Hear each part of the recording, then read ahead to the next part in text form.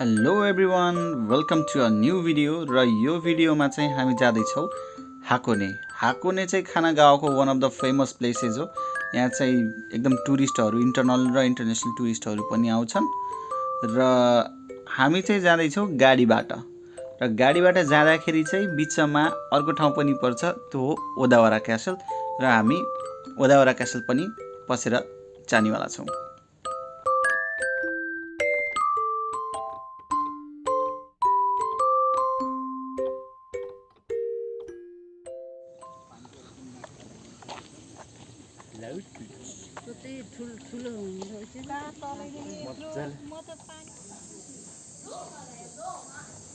ओदावरा क्यासलको बारे कुरा गर्नु पर्दाखेरि चाहिँ अब यो ओदावरा क्यासल चाहिँ खानागावा प्रिफेक्चरमा पर्छ। खानागावा प्रिफेक्चरको ओदावरा सिटीमा पर्छ। अनि यो जुन मेन क्यासल देखिरहेको छ, यहाँभित्र चाहिँ म्युजियम छ। म्युजियमभित्र चाहिँ त्यो बेलाको सेङ्गोकु पिरियड बेलातिरको चाहिँ इतिहाससँग सम्बन्धित सामानहरू छ। जस्तै पुरानो वेपन, आर्मर, हिस्टोरिकल डकुमेन्ट्स र होजो क्लान र ओदावाराको इतिहाससँग सम्बन्धित सामग्रीहरू भन्नु पर्दाखेरि त्यो नै रहेछ। अनि त्यहाँ चाहिँ जे होस् समुराईसँग रिलेटेड कुराहरू पनि डिस्प्लेमा राखिएको छ।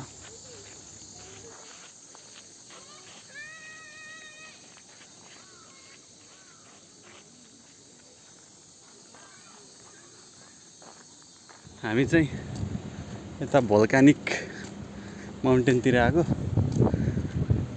यत्रो धेरै पार्किङ फुल भएर गाडीहरू पुरा जाम जस्तै भनौँ न, पार्किङ खुल्नलाई कुरिरहेछ। अनि हामी चाहिँ हिँड्दै आइरहेछौँ।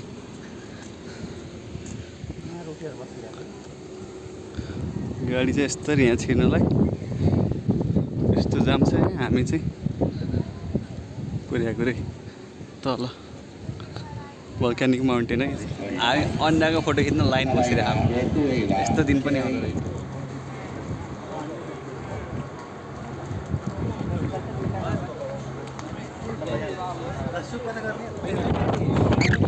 के छ?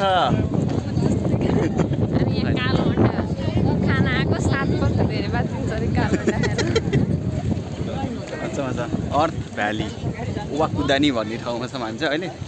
पुरा सल्फर, यो पछाडिपट्टि देखिएको पुरा यो भोल्कानिक वाला ठाउँ हो। टन्नै खान मान्छेहरू यति धेरै छन्। मिथेन कि सल्फर, मिथेन सल्फर बहुत सायद धेरै जानकारी छैन। अब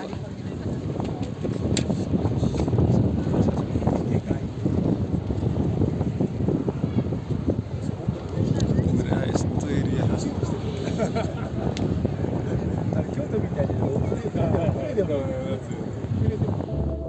यो ठाउँको नाम चाहिँ ओवाकुदानी।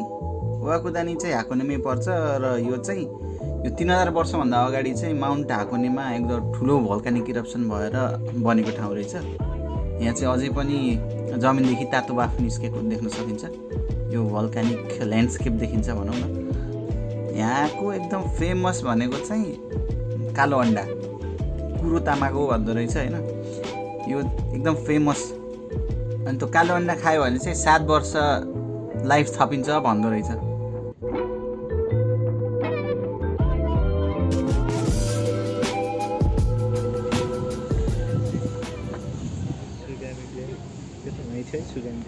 यो आमा ल्यान्डबाट साख्रे खिचेको। हामी चाहिँ अब अवलोकन गरेर सकियो यो ठाउँको। अब निस्किन लागेको। हामी यहाँको गाडी यही हो। यहाँदेखि चाहिँ के भन्छ, फुजी पनि देखिँदो रहेछ। तर आज चाहिँ वेदर क्लियर छैन, सो फुजी देखिएन। ल अब यहाँदेखि निस्किन्छौँ हामी। अब अर्को ठाउँमा जान्छौँ। ब्ल्याक अन्डा छ, यो खाने गाडीमा बसेर अनि चल्दिने।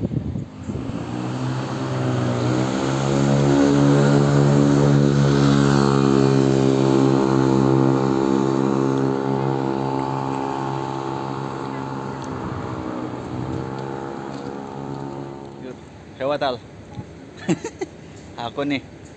हाकोनेको के अरे उसी ताल भन्नेमा सर र सिपमा जाने भन्ने कुरा थियो। तर हाम्रो समय चाहिँ अब फेरि 4:20 को मात्र भ्याउने भयौँ। अब वरपर एकछिन घुम्छौँ 4:20 को मिल्यो भने सिप चढ्छौँ अनि त्यसपछि घर फर्किन्छौँ खोप्दै कोही नै एक्लै भ्लग गरेको नि हामी चाहिँ यता हामी यो चाहिँ यही सिपा हो गइरहेको रहेछ यहीँ पनि जागा छैन यता पनि सिप थोरै अगाडि जानु त डुबाइहाल्छ यता पनि सिप यता पाइरेट सिप सानोतिनो डुङ्गाहरू छँदैछ अनि युआर चिप पर पनि सिप रहेछ यार ऊ त्यहाँ थियो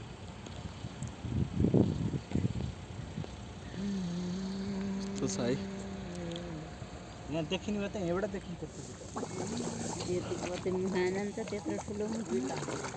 तौदामा सोयाबिन हाल्छन् के अरे यता चना रहेछ चने चने घोडाले खाने चने मछलीले खाने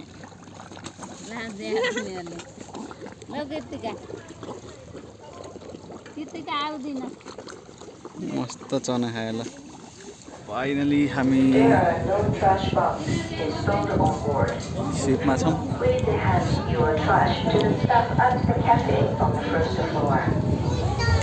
दाइहरू त्यहाँ हुन्छ खोप्दैतिर यहाँ हुन्छ सिप चल्यो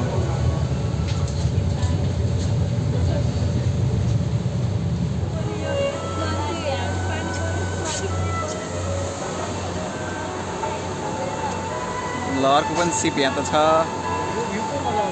हामी यहाँ छौँ यो पुरै देख्ने भयो झन् मजा आउँछ कि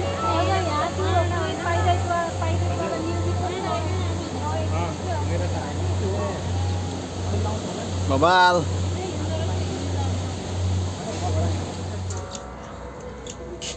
हाकोने क्रुज सिप हाकोने माछी तर यार यस्तो देखिँदाखेरि त क्या मजा आउने क्या यस्तो खाले